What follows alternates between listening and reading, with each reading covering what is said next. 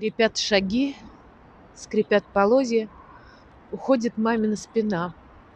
Мне одиноко и морозно, я в детский сад отвезена. Еще прогулки, сон и каши. Я целый день учусь не ждать. Мне это пригодится дальше, пожалуй, больше, чем писать.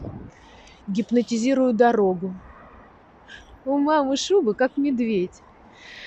Не заберут, одна тревога. Потом стихи, чтоб не реветь.